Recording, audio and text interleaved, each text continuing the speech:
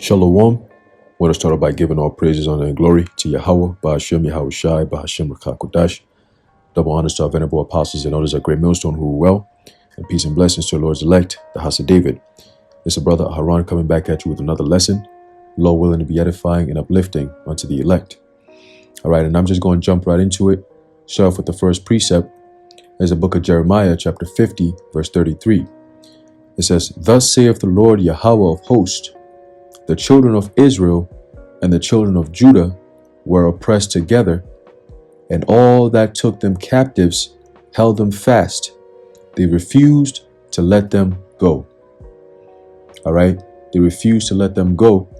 And I'm just going into it, all right, inspired by the spirit of Yahweh Ba'ashem Yahweh Shai, all right, to touch on this topic once again. Okay, that we're living in a time of an awakening. We're living in a time of the Lord waking up his elect and waking up the nation of Israel as a whole. Okay, and the nation of Israel consists of the 12 tribes. Now, the 12 tribes of Israel today are known predominantly as the so-called blacks, Latinos, and Native Americans. All right, now I have some information here that I wanted to bring out. Okay, showing you that prophecy of Jeremiah 50 and 33 coming to fruition. Okay, and then before we do that, let's get a quick precept in Revelation. It's the book of Revelation, chapter 13, and verse 9 and 10. It says, "If any man have an ear, let him hear." Verse 10, "He that leadeth into captivity shall go into captivity. He that killeth with the sword must be killed with the sword. Here is the patience and the faith of the saints." All right. So throughout history, you had a certain people on earth who were put in captivity. Okay, and they were forced to do things against their will in order to fulfill a prophecy of them being punished, fulfilling the fact that they are the nation of Israel pertaining to prophecy, man. Okay, and who are the two people that we can go back in history and prove that that prophecy actually happened, and we're living a testament of that prophecy, okay, of the nation of Israel being put into captivity and being held down against their will, Israel and Judah being oppressed together. Okay, being oppressed where? Who is Israel and who is Judah? Being oppressed where? In the land of America, Babylon the Great. Okay, let's start off with, let's go to Deuteronomy 28, verse 68 real quick. All right. There's a book of Deuteronomy chapter 28, verse 68. It says, "And the Lord Yahweh shall bring thee into Egypt again with ships." Okay, now Egypt, Mizraim, the land was a land of bitterness, a land of our affliction. Okay, and the Lord said he's going to bring us back into a land of bitterness and affliction once again, but this time with ships.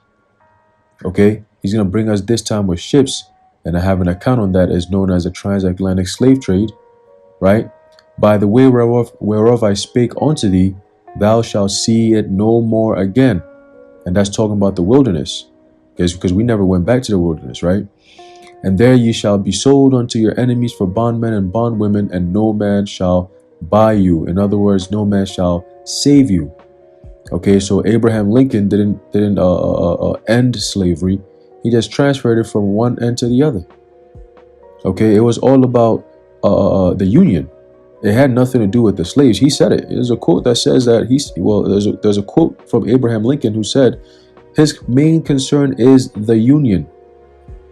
And if it meant freeing one slave to save the Union, he would do that.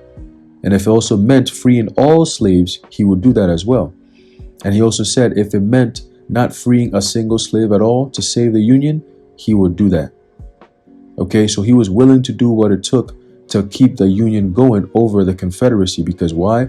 They were starting to get into the industrial age, and that was what the Union was all about. They were into industrializing America, and the South was more about the slavery and being able to have land and do as you please. Forget about all this industry stuff that you're talking about. A class system, if you will. Segregation and so on and so forth. Them people in the South, they love that. They love that. So when the North people came talking about we're going do this and change things, or they say, yo, if it doesn't benefit us, I don't want to hear none of that. And that's why they ended up going to war. That's called a civil war, right? There's nothing civil about that war. But let's get right into this. The transatlantic slave trade, all right, pertain to Deuteronomy 28 and 68. It says the Portuguese started what became generally known as a transatlantic slave trade.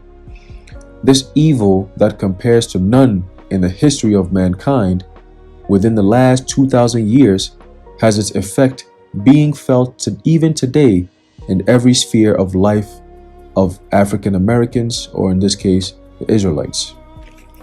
All right. Though there are certain controversies regarding how it started, it has been confirmed that in 1441, that's 1441, 144 from the right. If you read it from right to left is 144, and if you read it from left to right is 144. Okay, so the Lord's elect, that 144 represents the Lord's elect. That's why it happened. That's not why, but through the Spirit, all right, it makes sense. All right, it says what? Though there are certain controversies regarding how it started, it has been confirmed that in 1441 the first time the Portuguese captured people from West Africa in 1441. Isn't that crazy? It says the one who led the capturing was Antonio Gonzalez or Gonzalves. All right, it says who was later assisted by Nuno Tristan. Some put the number they took to Portugal at 10, while others put the number at 12. However, of this number, 3 of them were said to be of importance in their own country.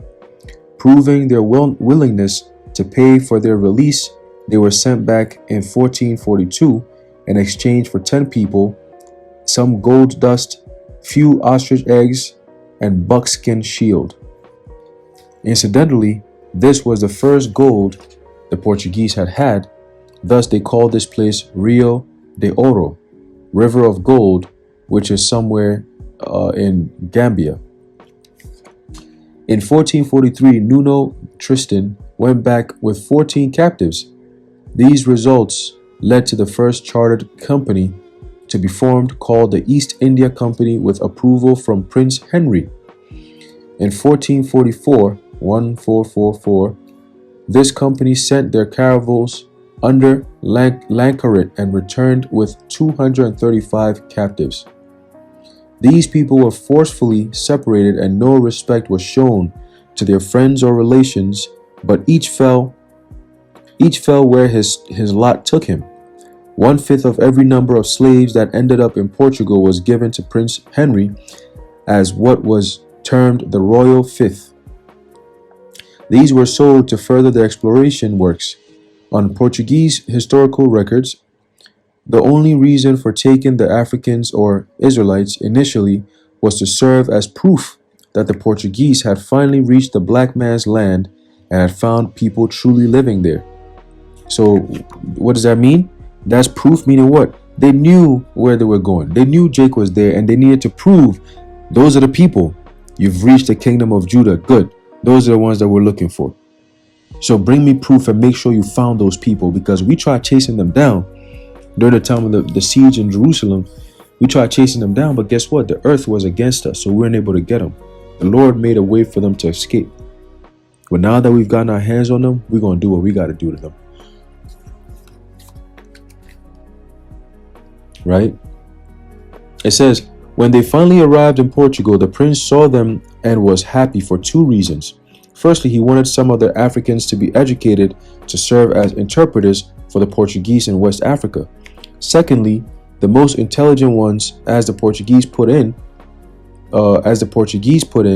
were to be trained to become missionaries to hasten the spread of Christianity in West Africa. All right. It says, however, so before Christianity, what were we doing back in West Africa, man?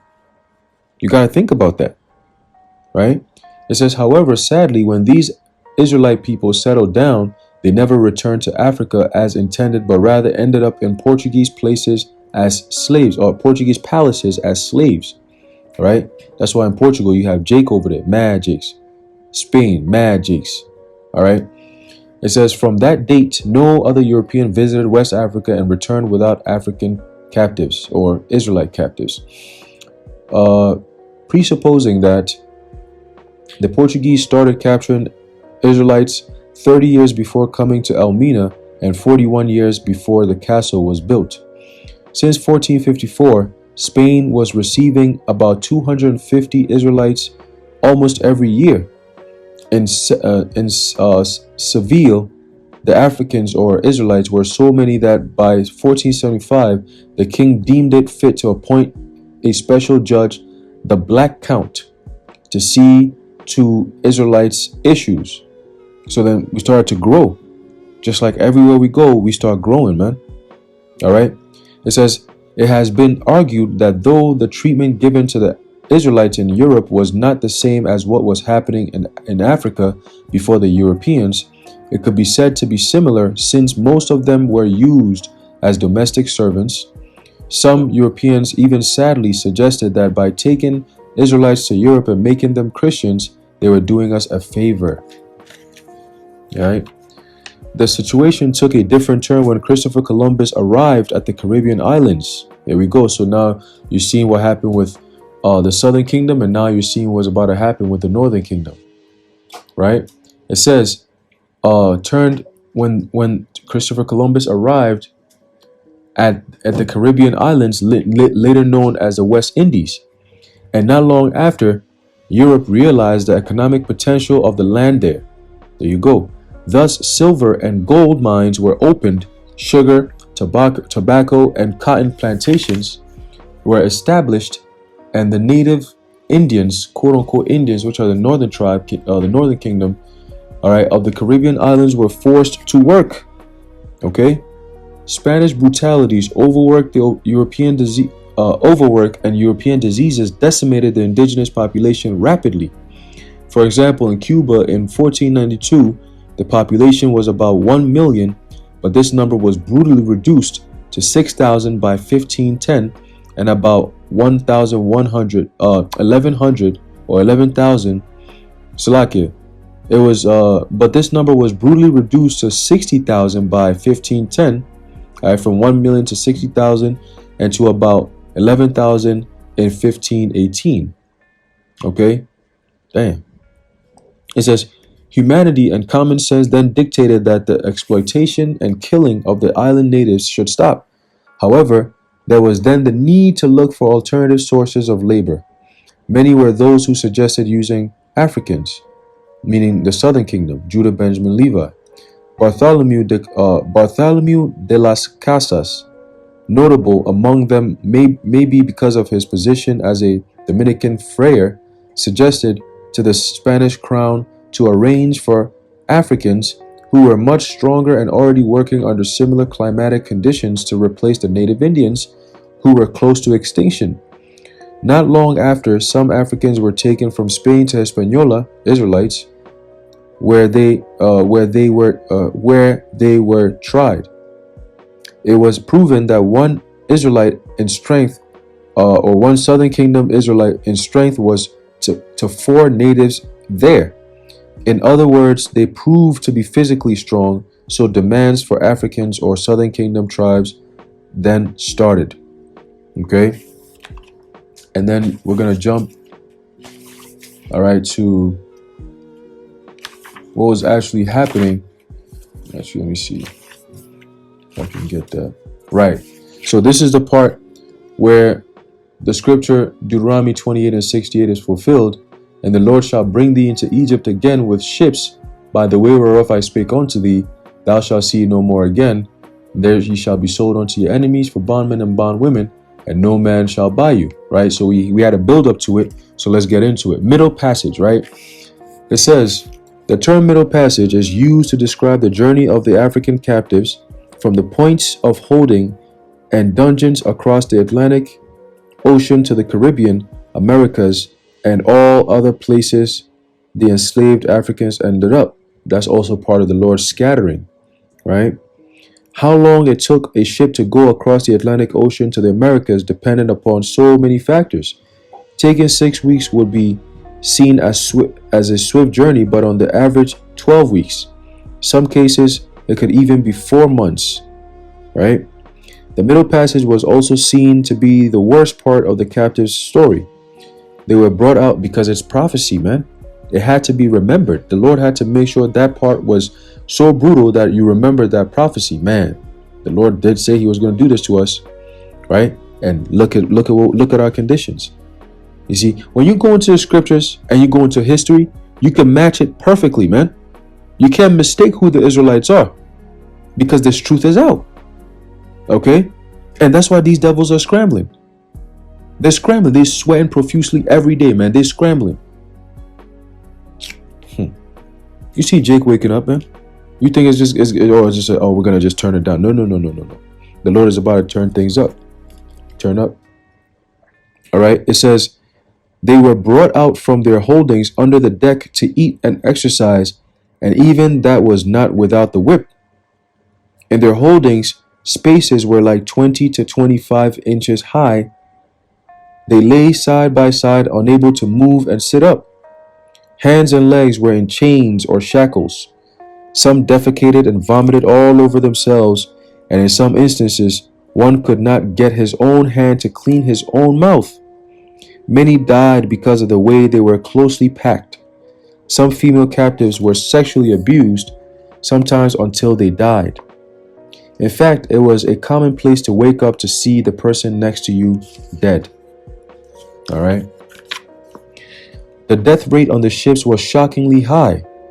There are times I ask myself questions trying to peep into the thinking of the Europeans at the time. You can't, because they're Edomites. They don't think like regular people. Scripture says that they're what? They're beasts.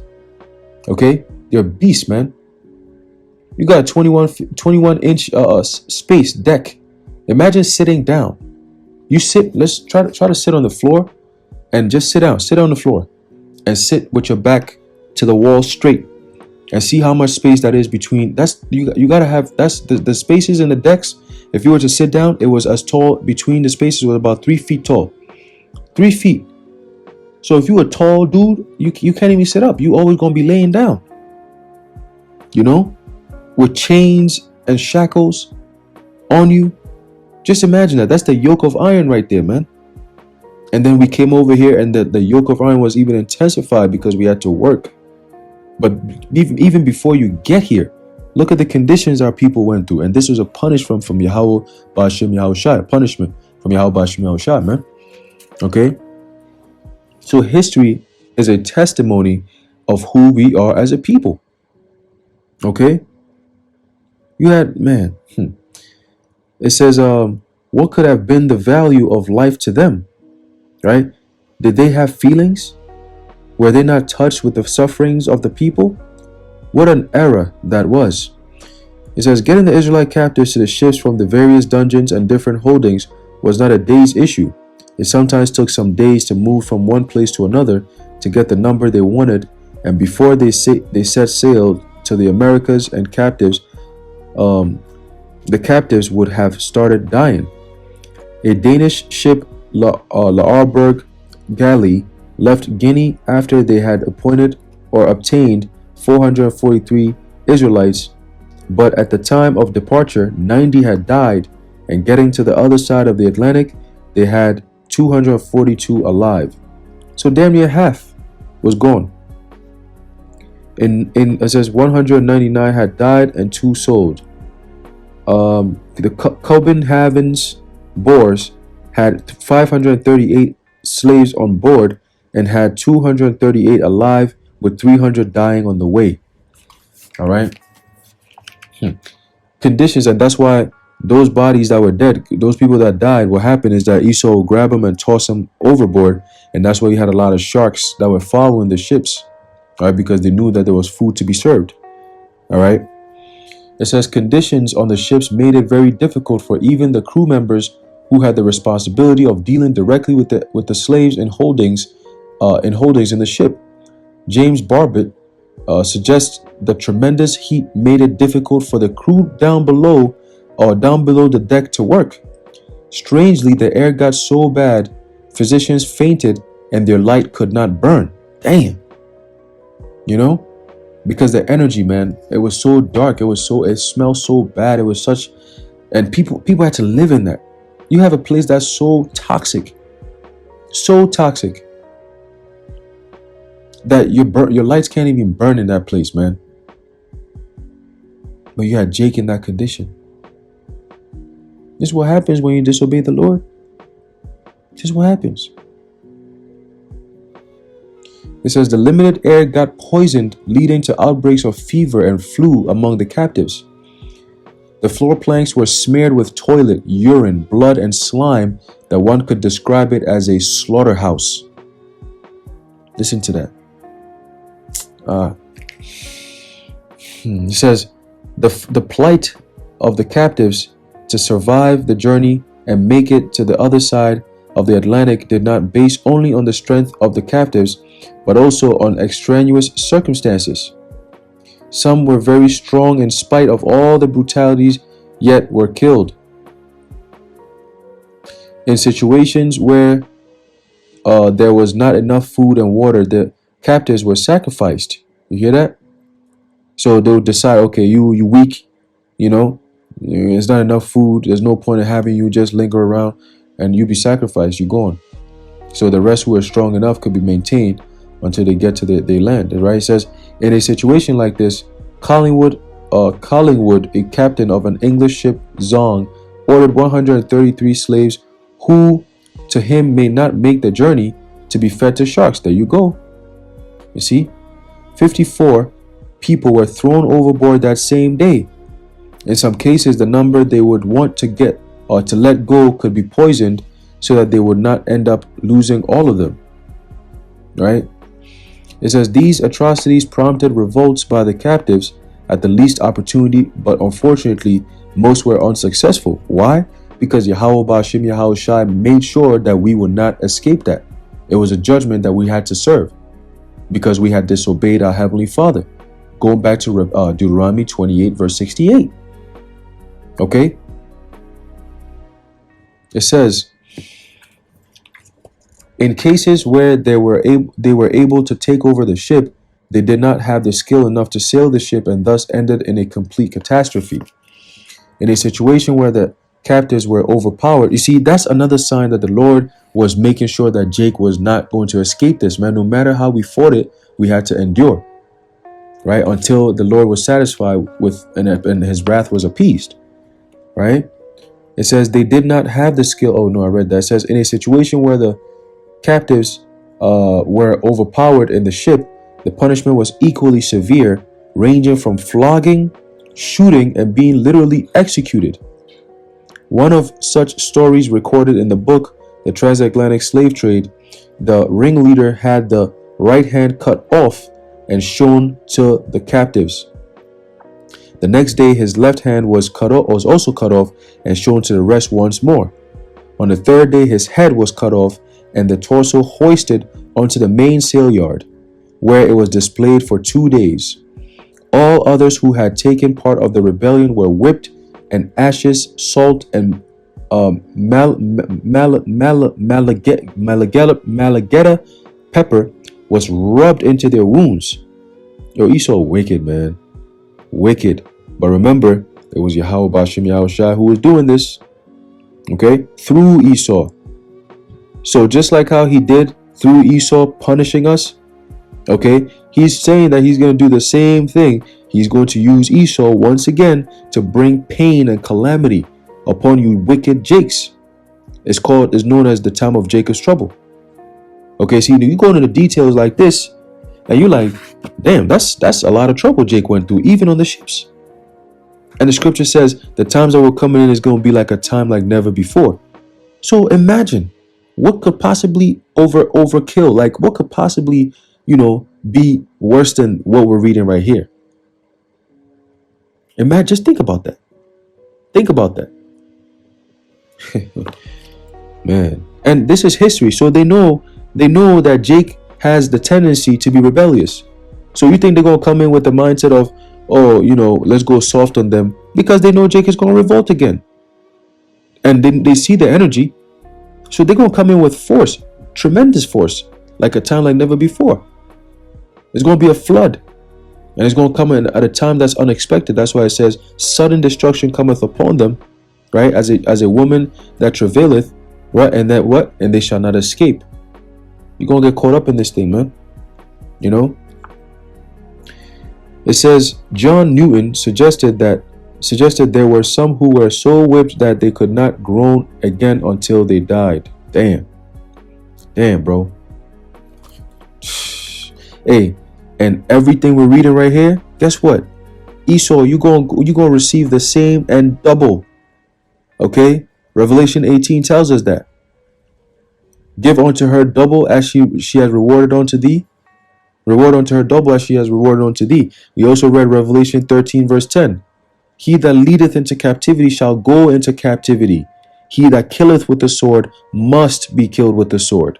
Here is the faith and the patience of the saints. Okay? It says, in good weather, the captives were brought out on deck to exercise and also to wash down. Since the captives were weak, they were forced to jump and run by the stroke of the whip. In like manner, the ship crew threw water on them by way of cleaning them. They were fed twice, sometimes once a day. During the illegal slave trade in time, to avoid arrest by the anti-slave ships, a slave ship captain could be as heartless as to kill all the captives on board by throwing them into the sea. These horrible conditions on the ships have been recorded in writing. In the words of the Igbo captive, once again, the Igbos go back to who? The kingdom of Judah. All right, majority of the Igbos, so-called Nigerians, all right, are Judites. Okay. Some of us in Ghana, all right, you had the kingdom of Judah, the kingdom of Ghana, and so on and so forth. All right. It says his name is Alauda Akuanu, all right, Ikwanu.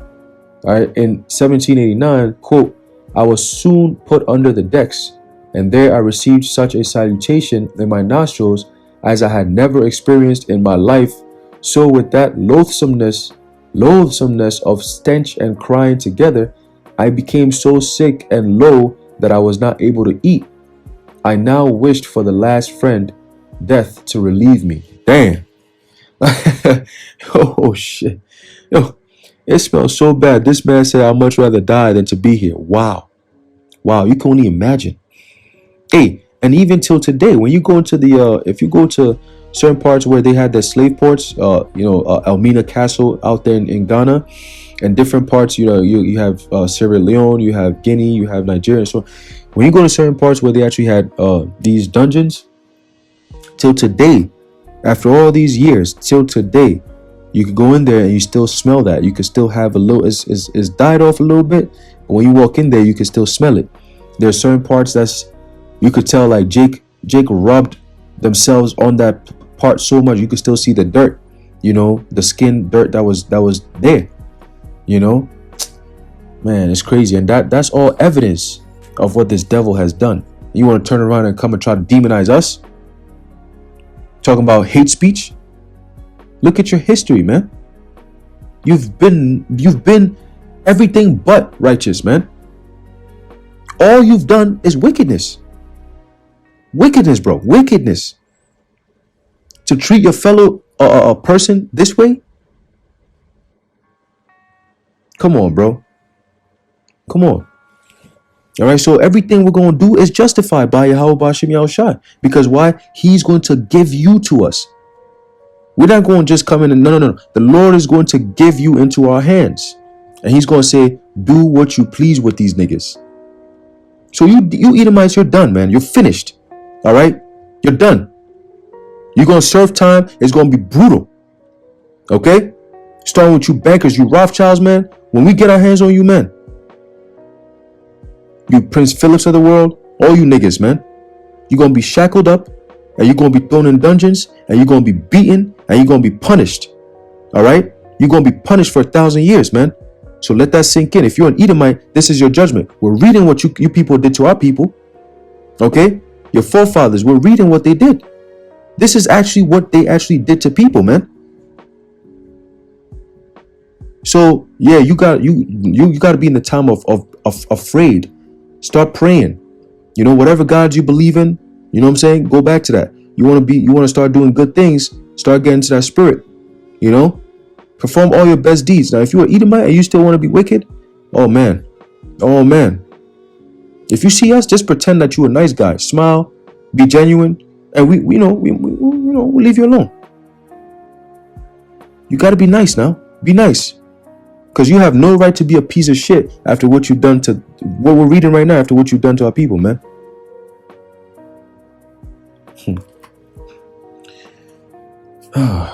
It says, slave ship captain John Newton described the interior of a slave ship as follows. The slaves were chained 2 and 2 together and laid in 2 rows, one above the other. On each side of the ship, close to each other, like books upon a shelf. I have known them so close that shelf would not easily contain one more. And I have known a white man sent down, the so-called white people, a white man, right? The thieves, the murderers, right? Those that led us into captivity. So they're going to be what? Going into captivity. Biblical prophecy. Okay. It says what? And I have known a white man sent down among the men to arrange them in these rows to the greatest advantage, so that as little space as possible be lost. Right? And every morning, perhaps more instances than one are found of the living and the dead chained together. So you were next to your brother or whoever was next to you that was chained next to you, and they just couldn't continue. They gave up the spirit. The Lord called them up. You know, they had suffered enough. A lot of them were the elect. You know, a lot of them who the Lord called up, they didn't make it all throughout the voyage. Some of them, the Lord didn't have them even get on the ships. They died in the dungeons. Right? A lot of them were part of the elect. So the Lord's like, nah, you're not gonna go through all that. I'm gonna get you up out of there. But the rest of you niggas, you're gonna go through it. Oh yeah. All right. It says, likewise, the slave ship captain Drake wrote, quote, on the 8th day out at sea, I took my round of the half deck holding a camphor bag in my teeth, for the stench was hideous. You hear that? The stench was hideous, man. It says the sick and the dying were chained together. Oh man. I saw pregnant women giving birth to babies whilst chained to corpses, which our drunken overseers had not removed. You hear that? The blacks were literally jammed between decks as if in coffins, and a coffin in that dreadful hold became to nearly 1/2 of our cargo before we reached Bahia. You hear that? It says a slave ship captain at a fact-finding commission was asked how comfortable a captive could be during the middle passage, and he replied that a captive could be as comfortable as a man could be in his coffin. Damn. So Lord, damn, bro. This is what Yahweh Bashim Yahushai did to us, man. By the hands of our enemy Esau. Just like he said he would do if we didn't obey his commandments. Okay? Let's keep going. It says separation of the captives occurred in the dungeons and on the ships as well. The men in the ships were packed together below deck, while the women and children were kept in separate quarters, sometimes on deck, allowing them limited freedom of movement, but also exposing them to violence and sexual abuses from the crew. It was in these horrible and depressing conditions that our ancestors were forced to cross the Atlantic Ocean. You hear that? Those are our ancestors. All right? And our ancestors were all back here again. Because it was those same ancestors who pissed off the Most High, okay, back in the wilderness, and he made Moses give us these conditions, these blessings and these curses. And guess what happened? Lo and behold, of course, Israel, Jake, of course, they're going to do exactly what the Lord said not to do. Jeremiah 4 and 22. Let me see if I can get that real quick. All right. Jeremiah 4. Let me get that real quick. All right. There's a book of Jeremiah, chapter 4, Salakia, verse 22. It says, "For my people is foolish. They have not known me. They are sottish children, and they have none understanding. They are wise to do evil, but to do good, they have no knowledge," man. So the Lord knew that they're gonna go off. We gonna go off. So he made that condition. If you go off, this is what I'm going to do to you. And we're reading about what the Lord did to us. Okay? It says, one thing emphatically clear was the fact that the Africans, or the captives, all right, Israelites, resisted. You see, Esau likes to call us Africans.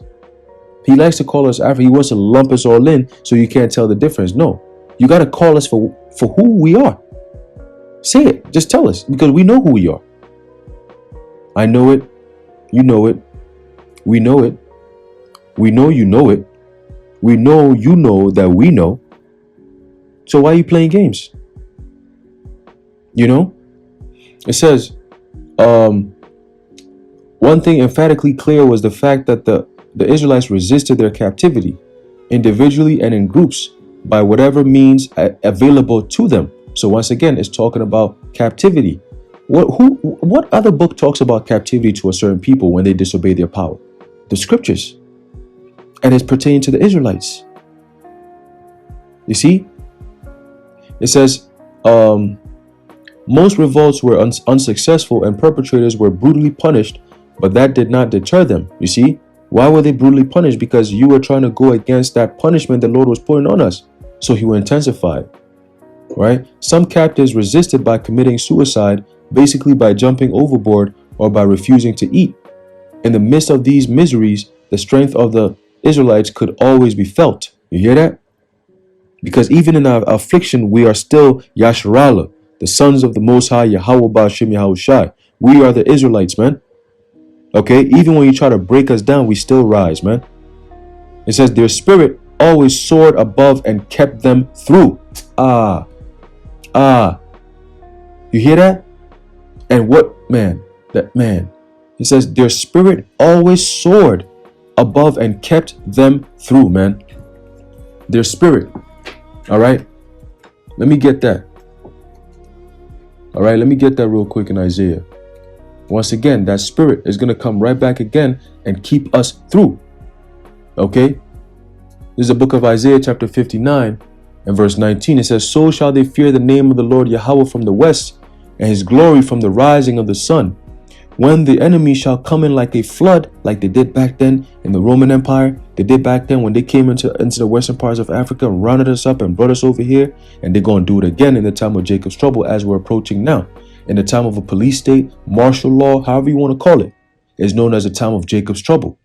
The same people that are afflicted time and time again for disobeying their heavenly Father, now we're about to get into the time where the punishment is going to be fulfilled. You're going to end slavery in a bang, with a bang. All right? All hell's about to break loose out here. All because of the Israelites, man. And there's an awakening. Jake is waking up to their nationality. Reading things like this and tying it into scriptures, that's an example of us waking up to our nationality. Okay? Because who else on this earth is claiming what's being written in the scriptures and can actually prove it? We're a living testament of these scriptures, man. The curses and the blessings. Okay? It says, going back to Isaiah 59 and 19, when the enemy shall come in like a flood, the spirit, that same spirit that kept us through when we were in the ships and going through all those conditions, and I tell you this right now, no other nation could have endured what we went through and survived. Do you understand what I'm saying? That's the spirit of Yahweh Ba'ashem Yahushai on us. Even in a time of affliction, in a time of pain, in a time of suffering, he still continues to have mercy. Why? Because the children of Israel were not consumed. The Most High changes not. Therefore, ye sons of Israel, ye sons of Jacob, are not consumed, man. All right. It says the spirit of the Lord Yahweh, all right, Ba'ashem Yahushai shall lift up a standard against him. Okay. So yes, we're coming into a time of trouble, but the Lord said what? He shall be delivered out of it. All right. The elect, Jacob, all right, we gonna be delivered, man. We shall be saved out of the coming perils that's coming. Okay. So yeah, that's all I wanted to bring out. Okay, going into this, the title of the book is called Elmina, the Castles, and the Slave Trade. Okay, and I got this book a while back, and Spirit hit me that, to get into that. But Lord willing, I'll do another video, a follow-up, going into more of Northern Kingdom and what they encountered when so-called Europeans came over here, the Edomites. All right. So, hey, man, you devils, this is all a testimony on what you've done. And it's all the Lord is revealing, all right, all those things that you did to be able to have the power that you have and put us in such a low estate. Because guess what? You actually thought you did this, but this was a result of our behavior. Okay, we as a nation disrespected our power, and he punished us by putting you over us.